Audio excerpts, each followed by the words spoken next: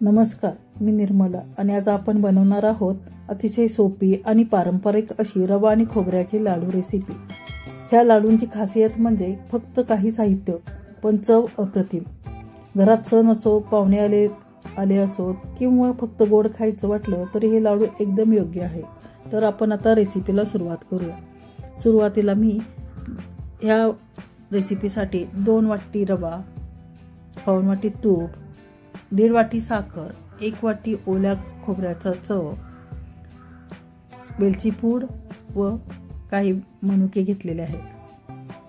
तर आपण हे साहित्य वापरून लाडू बनवणार आहोत। यासाठी सुरुवातीला मी कढईमध्ये तूप घातलेलं आहे।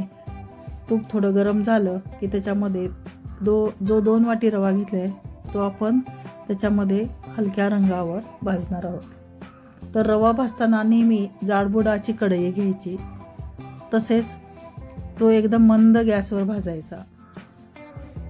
त्यामुळे रवा एकदम सर्व बाजूने एकदम व्यवस्थित भाजला जातो व त्याची चवही बिघडत नाही। तुम्ही जर गॅस फास्ट केला तर पटकन तो करपतो व त्याची चव बिघडते।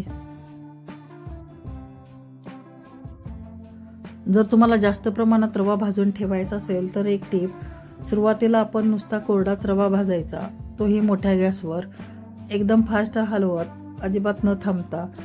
त्याच्यानंतर आपण थोडंसं तूप घालून मग नंतर गॅस मंद करून हळूहळू भाजायचा। त्यामुळे थोडं रवा लवकर भाजला जातो। आता आपला थोडा प्रमाणात भाजलेला आहे, अजून आपण थोडासा तांबूस रंगापर्यंत भाजणार आहोत। आता आपला रवा भाजत आलेला आहे। आता थोडा रवा भाजत आलेला आहे तेव्हा आपण आता खोबरं टाकणार आहोत। तर मी 2 वाटी रव्यासाठी 1 वाटी खोबरं घेतलेलं आहे, ते आता मी रव्यामध्ये टाकले आणि आता आपण हे त्याच्यामध्ये मिक्स करून थोडंसं चांगलं गरम करून घेणार आहोत, जेणेकरून थोडासा खोबऱ्याचा ओलावाही कमी होईल। आता पहा, सर्व रव्यामध्ये खोबरं मिक्स झालेलं आहे। आता आपलं हे दोन्ही रवा आणि खोबरं चांगलं भाजून झालेलं आहे। जास्त आपल्याला तांबूस रंगाचा करायचं नाही।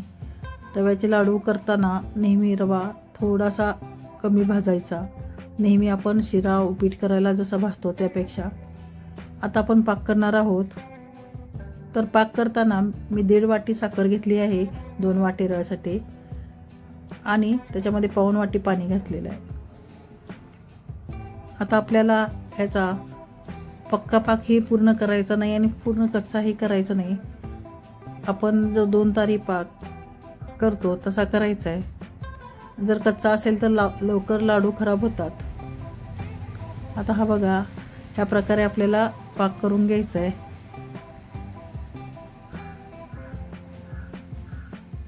आता आपला हा पाक तयार झालेला आहे। तर पाक चेक करताना आपण काय करायचं, अशी पळीत घेऊन थोडंसं थेंब ओतून बघायचं। तो थेंब ओतताना थोडा चिकट असं आपल्याला दिसतंय व्हिडिओमध्ये,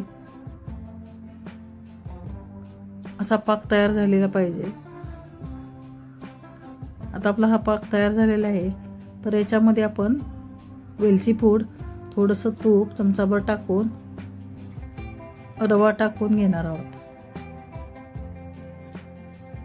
आता गॅस बंद करून आपण रवा टाकायचा आहे, नाहीतर पाक पुढे जाण्याची शक्यता असते। आता गॅस बंद करून आपण ह्याच्यामध्ये रवा टाकणार आहोत।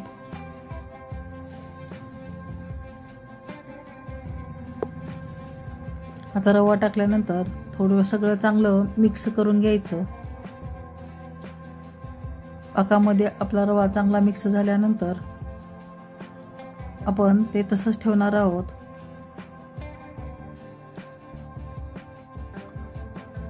पाक बनवताना जर जास्त पुढे गेला तर लाडू वळत नाहीत व कच्चा राहिला तर तेही मिश्रण पूर्ण असे ओले ओले होतात लाडू, व लाडू लवकर खराब होतात। त्यासाठी पाक हा नेहमी परफेक्टच करायचा। आता बघा, आपलं हे मिश्रण बरोबर झालेलं आहे। आता आपण हे घट्ट झालेलं आहे ते हाताने चोळून त्याला मऊ करणार आहोत। तुम्ही कितीही थंड झालं हे कधीही लाडू बांधू शकता। तुम्हाला लाडू बांधताना अजिबात त्रास होणार नाही। आणि समजा तुमचा जर पाक जर पूर्ण पक्का झाला असेल तर तुम्ही थोडं त्याला दुधाचा शिंतोडा मारून किंवा ते मिश्रण परत गरम करून तुम्ही बांधू शकता। आता बघा, हे पाक परफेक्ट झाल्यामुळे लाडू अजिबात त्रास न होता आपल्याला ते वळायला येते। तुम्हाला जेवढ्या साईजचे पाहिजेत तेवढे तुम्ही लाडू बांधून घेऊ शकता।